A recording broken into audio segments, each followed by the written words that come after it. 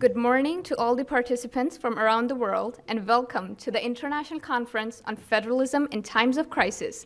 In this unique country of the world, a country of 1.39 billion people, lauded for its rich religious and ethnic diversity, comprised of 28 states and 8 union territories, each with a unique language, history, culture, custom, cuisine, and climate. I am proud to welcome our overseas guest to incredible India, a country that continues to live up to the title of world's largest democracy, even in the context of a worldwide trend towards democratic backsliding, a country that continues to remain a resurgent economy, a promising market, and a favorite destination for the global investors, even in these crazy times, a persistently volatile economic situation, a country that continues to foreground, profess, and practice peace and harmony, even in the times when major powers of the world are openly embracing the military-centric approach, rejecting negotiation or compromise-based solutions. A country whose people continue to have a heart filled with love and compassion, even in the times of extreme polarization, when political leaders around the world are encouraging their supporters to embrace an us versus them mentality. With these words, it is my pleasure to invite the conveners to get the ball rolling. The theme will be introduced by 3 conveners of the conference: Chanchal Kumar Sharma, Wilfried Swenden, and Elizabeth Alber, in that order. Now I'd like to hand over the floor to Professor Chanchal Kumar Sharma from Central University of Haryana to kindly welcome our guests and say a few words on the theme of the conference.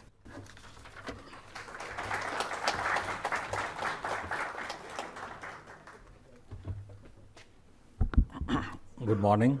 I would like to express my gratitude and say thank you to each and every one of you for being here with us today.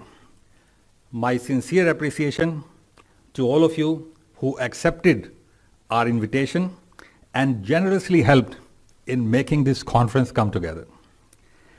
I am very pleased to be able to welcome you all to this international conference on federalism in times of crisis, jointly organized by Seidel Foundation and Central University of Haryana. We decided to hold this conference at India International Center because we believe that this is a fitting place for a conference like this, a historical venue for a historical conference. This is a venue that holds history. And today, we believe we are going to make a mark in federalism and decentralization discourse in 2 ways.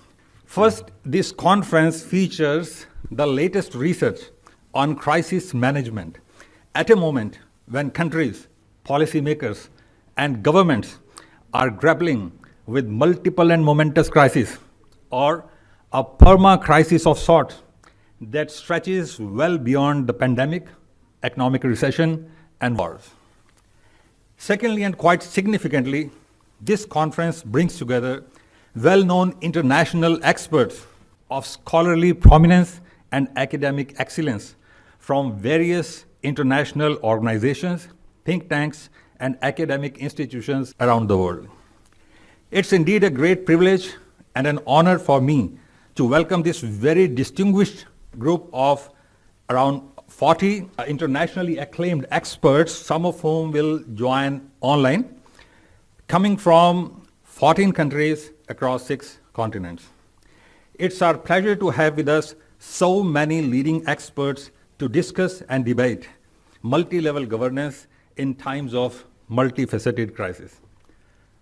COVID is still with us, and a deep economic and humanitarian crisis has been sparked by Russia's invasion of Ukraine. There is crisis of liberal democracy, crisis of capitalism, cost of living crisis, and most importantly, environmental and climate crisis, which is triggering extreme weather conditions, natural disasters, and loss of biodiversity. Prior to the recent spate of emergencies, we saw a global financial crisis in 2008, civil wars in Syria and Libya, migrant crisis in Europe, rise of income-based and identity-based autonomy movements, which in many cases have triggered secessionist crisis. The United Kingdom's departure from European Union, and mainstreaming of divisive populist discourses across many countries throughout the world.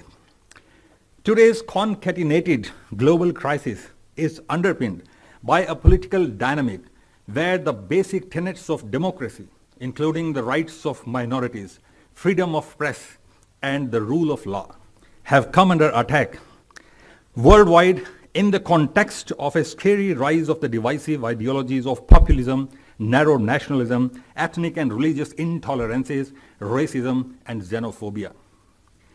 Economically, we are witnessing deglobalization, supply chain disruptions, a sharp rise in poverty, hunger, and malnutrition, and a rise in inequalities based on income and gender. As per the IMF database, the debt problem and financial fragility of low and middle-income countries has only increased in the recent years, with 85 of them accounting for a global debt of more than $300 trillion. Of these 85 debt-ridden countries, 53 have a debt-to-GDP ratio of more than 77%, which is a dangerous level because when sustained over a prolonged period of time, it causes economic slowdown and recession. In terms of geopolitical situation, there is a brutal struggle for global domination, as the global trading system is rapidly decoupling into the US-centric and China-centric blocks. It's quite distressing to observe that in the present times of cascading ecological destruction and climate degradation, the dominant economic and military powers of the world are too focused on their geopolitical interests rather than focusing on sustainable development and promoting peace, cooperation, and stability. The cluster of unprecedented crisis situations has already pushed more than 180 million people into extreme poverty. As per the estimates of the IMF, the median income of the world has reduced by 4%. And there is the real risk and danger of world recession because all three key economies of the world, the Eurozone, the United States, and China, all of them are slowing down. One of the recent reports of IMF estimates that $4 trillion would be eliminated from global GDP in the next 3 to 4 years. Capital is not available to developing countries, to transitional economies, because most of the capital is siphoned off by the advanced countries who have better access to credit even in these times of economic crisis. Having said this, let me say what Managing Director of International Monetary Fund said recently, that we can survive inflation, we can survive recession, but we can't survive unabating climate crisis. However, despite the rhetoric, ecology, environment, and climate continues to be just one factor in economic decision making rather than the absolute priority it needs to be. Not surprisingly, more than 28 years after the Nations Framework Convention on Climate Change, the existing political diplomatic processes have failed to create the needed breakthrough. So what needs to be done? At the global level, political leaders now face a basic choice. They can intensify rivalries or seek resilience through broader diversification of their partnerships. The present-day complex challenges require unprecedented levels of multilateral coordination. More than ever, we can only make progress by working together across countries, across sectors, and across disciplines. The question for individual countries, especially the federal and multi-level systems, is how to deal with the dilemma of the expansion of the powers and responsibilities of the central state in times of crisis. Indeed, when the nature of crisis is permanent and perpetual, the central state will only grow larger rather than shrink in terms of power and resources. But the nature of big state in times of crisis can't be the same as the top-down, technocratic, and centralized state, because such a statecraft can neither develop sophisticated responses required to deal with complex challenges, nor can it secure popular support and legitimacy, which is indispensable for success of such responses. It's in this context that federal system have an advantage over the unitary ones. A federal system has a greater supply of policy actors, and it provides relatively larger space, scope, capacity, and incentives for subnational governments to innovate in the design of their own policies, as well as in the implementation of national policies. Therefore, the new crisis-absorbing statecraft and crisis-absorbing governance practices must allow for rational deliberation, consensus building, and ongoing interactions among all the stakeholders, that is, governments at all levels, non-governmental organizations, civil society, private sector, and all other sectors having shared interest in public policy making and implementation, such as professionals or academic experts.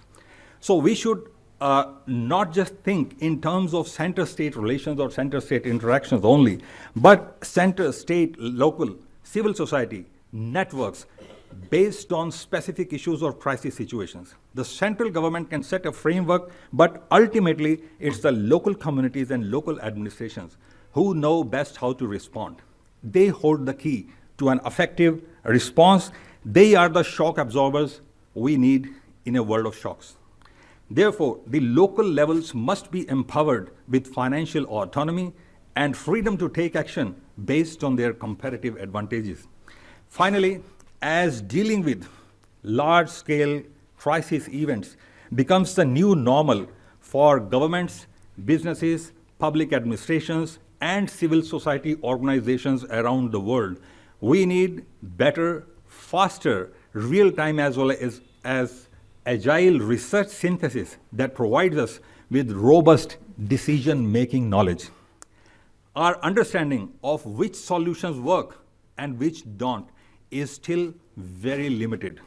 So there is no alternative to using a combination of big data, real-time research, and agile field research to inform the countless decisions required to address the disruptive crisis events. With these words, let me wish all of you here in this conference a very fruitful exchange, insightful ideas, and new partnerships. Thank you all for joining us to participate in this unique academic event. Wish you a very happy knowledge sharing and networking experience. Thank you.